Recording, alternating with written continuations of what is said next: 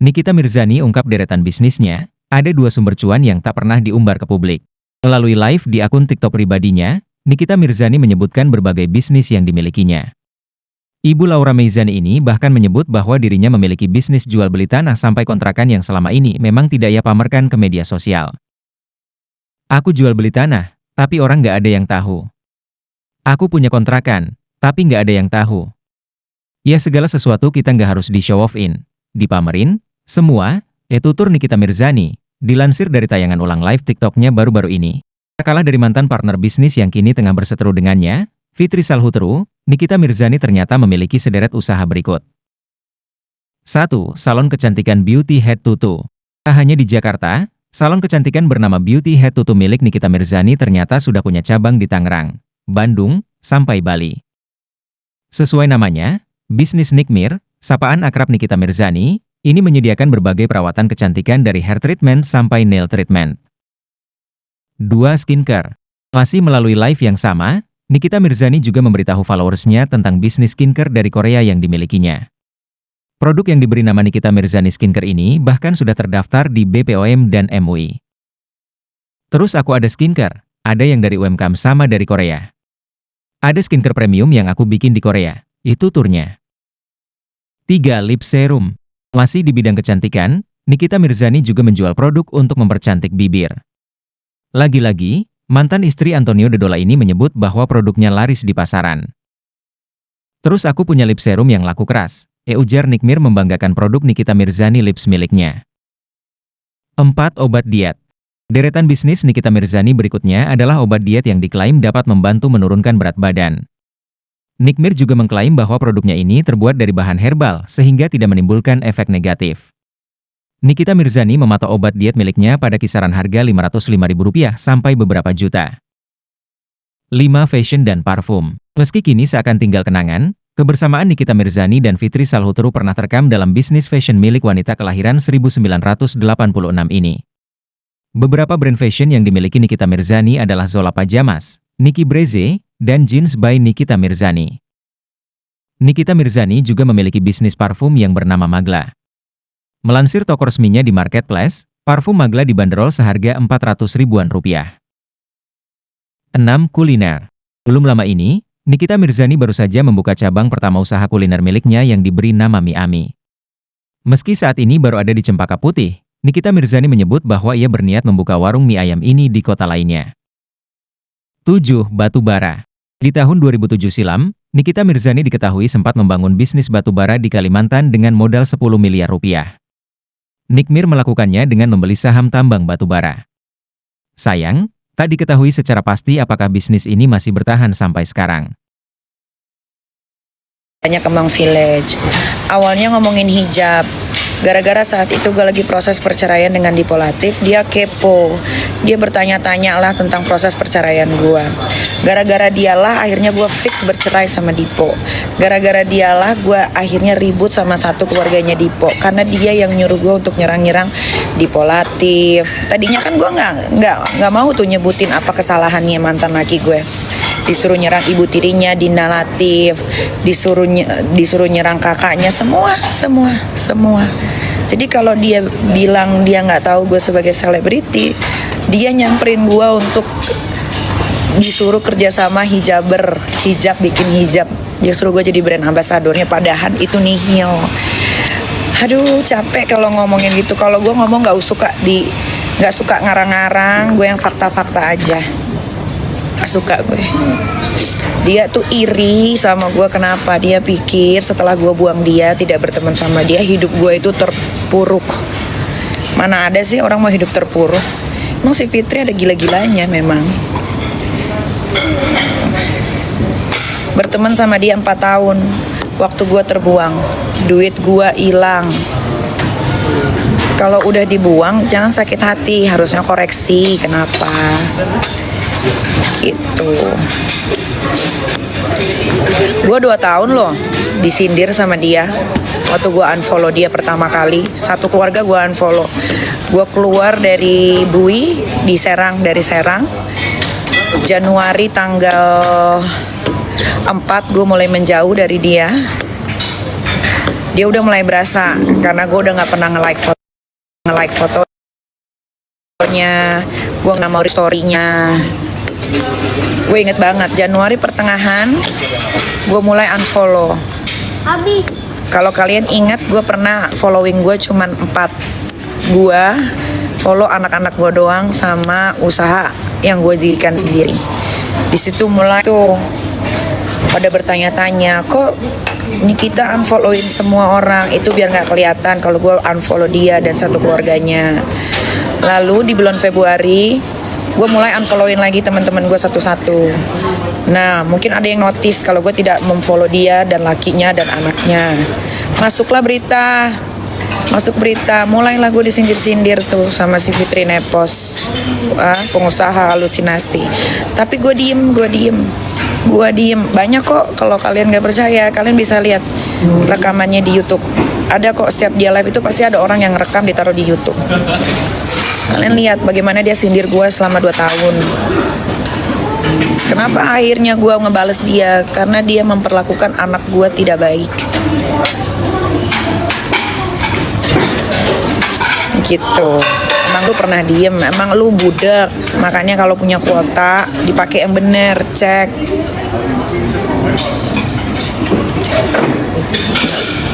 Terus dia diundang-undang tuh si Fitri, pengusaha halusinasi anak durhaka Nepos, diundang ke podcast nyindir gue.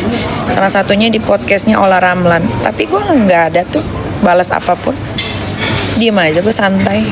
Tapi kalau udah urusannya sama anak, nggak akan gue gas sama gue, nggak ada.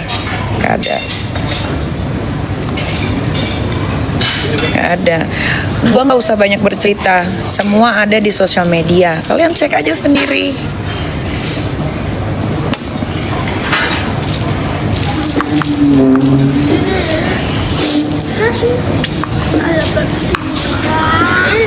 Udah dikasih dia.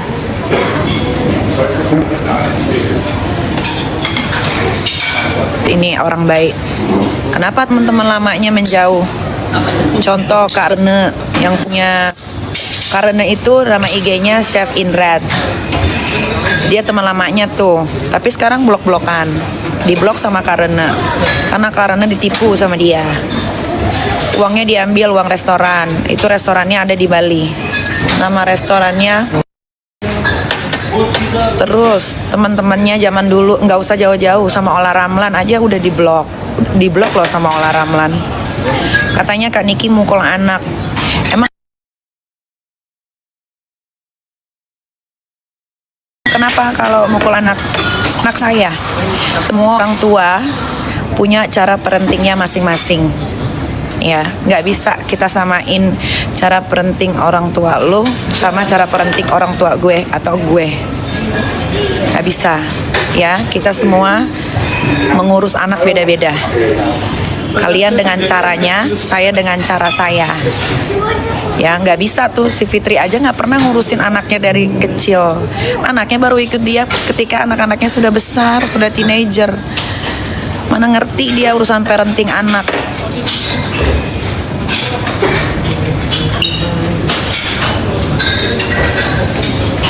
Disuruh sama Fitri untuk ngajar Purnamasari, bikin gue, karena gue juga dulu digituin sama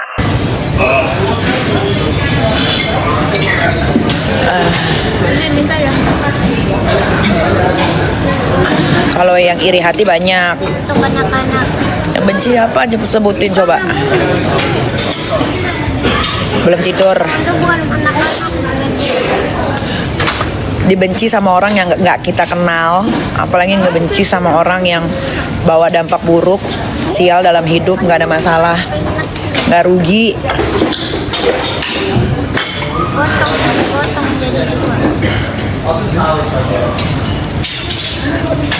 jadi dua. Potong jadi dua. Jadi tiga. Gini. Sisnya enak banget. Ini itu baru dimasak, jadi masih suruh Ami cobain. Oh, Ami kenyang udah. Dikit. Coba kamu cobain. Enak. Enak banget.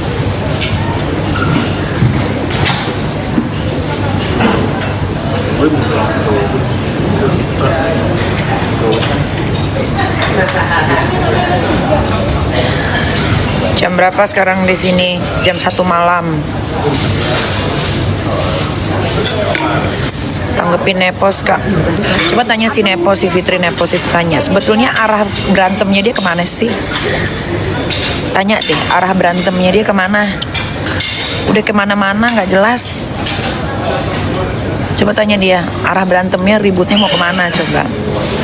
Disuruh nunjukin akte PT, bilangnya dia bukan Dea yang gue suruh-suruh. Dia itu bukan babu gue, dia itu kerja di gue. Kasih tahu si Fitri Nepos ya. Dia itu gue suruh-suruh urusan pekerjaan, bukan gue suruh ngepel, bukan gue suruh nyetrika, bukan gue suruh nyapu. Dia ngurusin kontrak gue, dia ngurusin kerjaan gue. Dan dia gue gaji. Nah, kenapa sih Fitri Nepos itu bilangnya dia bukan Dea? Kan yang diminta suruh nunjukin PT akte atas nama posisi dia. Kok ngomongnya saya ini bukan Dea, gue ini bukan Dea? Nggak nyambung. Terus jawabnya malah yang penting bayar pajak punya MPWP. Semua orang yang di atas gajinya di atas UMR itu wajib punya MPWP dan wajib bayar pajak. Ya.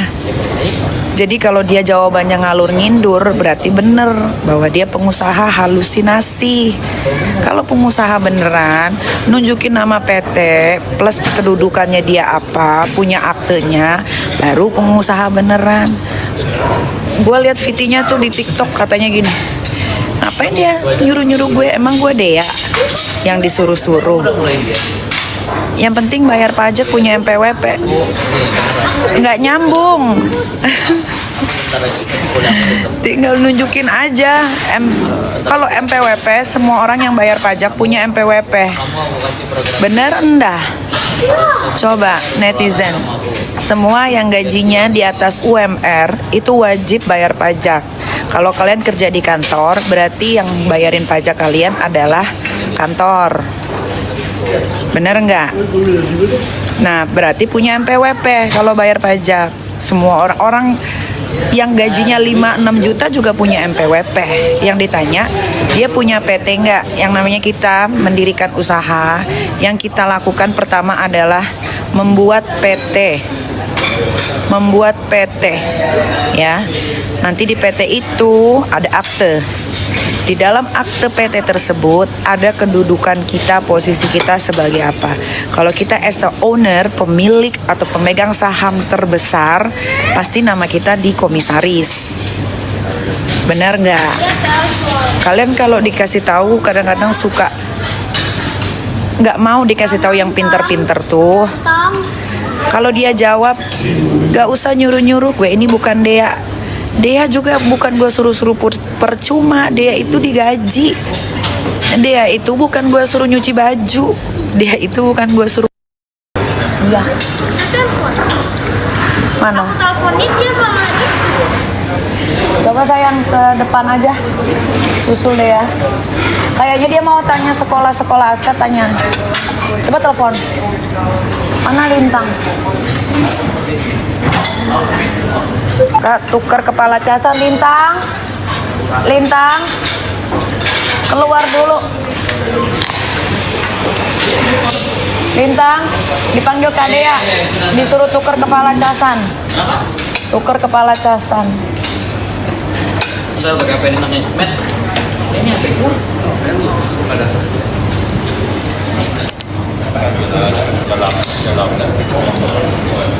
Bener nggak? Lanjut ya. Lanjut ya, ini soal PT. Ya kan, si Fitri Nepos itu kan pengusaha. Pacaran sama yang mana, Kak? Tukar sama yang mana? Iya nggak tahu, coba tanya dia, kamu ke depan dulu. Bentar.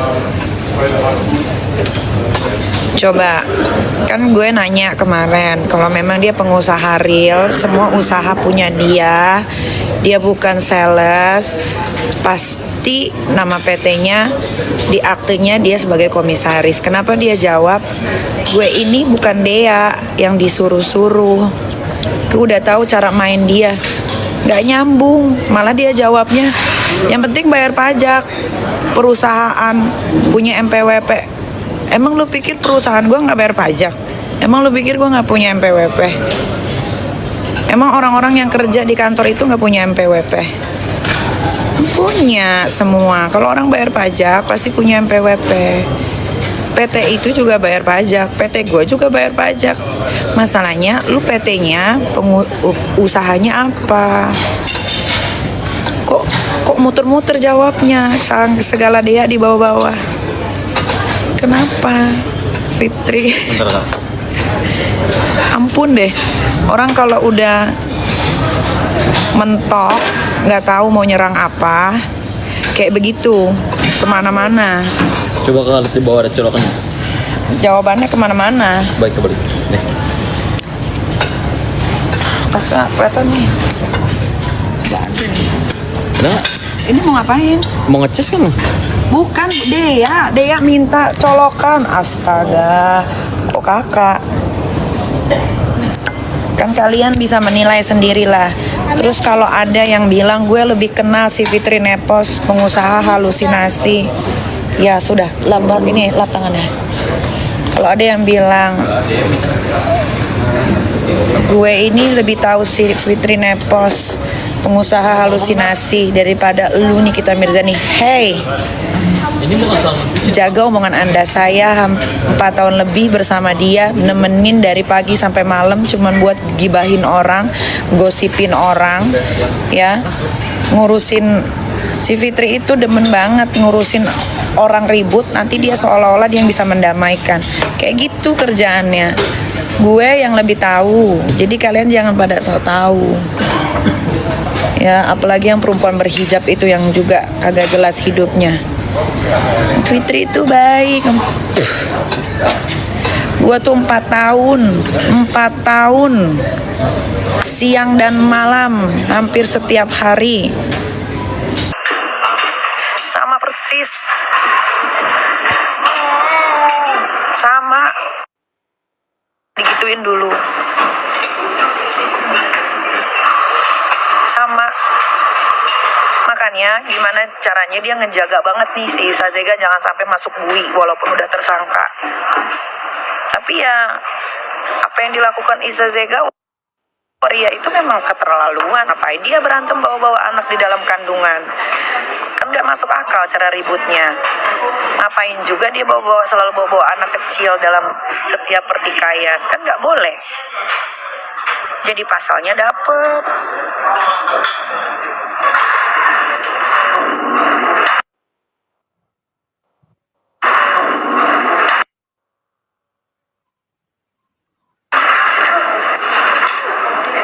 Si Bentung apa yang keluar, biarlah urusan. Kasihan guys, hidupnya juga susah dia tuh. Biarin, dia mau apa biarin.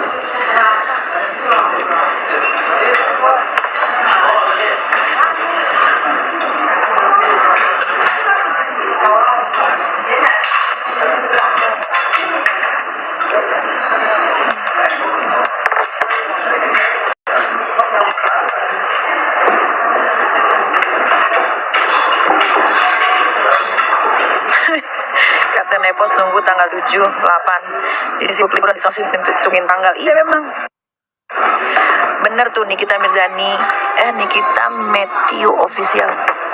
Dia ngitungin tanggal melulu. Gue rasa dia mau ini deh, main togel. Tiap hari ngitungin tanggal. Yang bener tuh tanggal 6. Si Warweli saja tuh dipanggil sebagai tersangka untuk di BAP. Akan tetapi dia mengulur-ngulur waktu. Akhirnya dia mau datang di tanggal 8. Nah itu yang benar.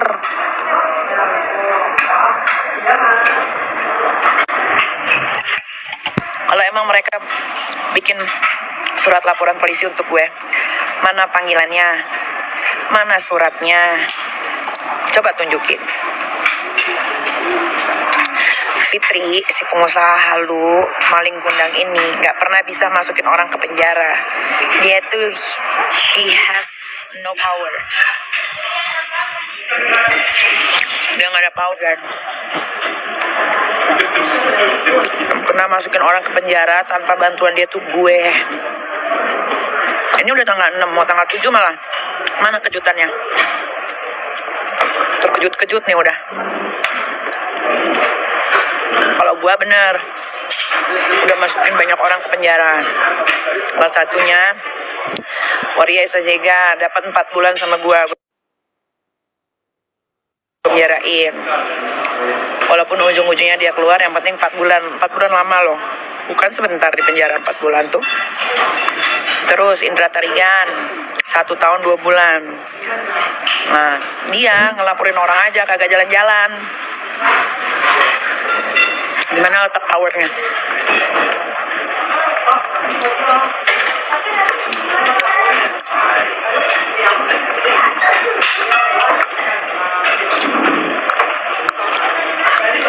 Kalau emang dia laporin gue ke polisi, gue tunggu laporannya.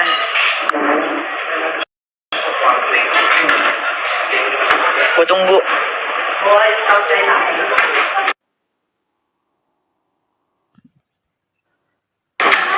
Lapor cepetan.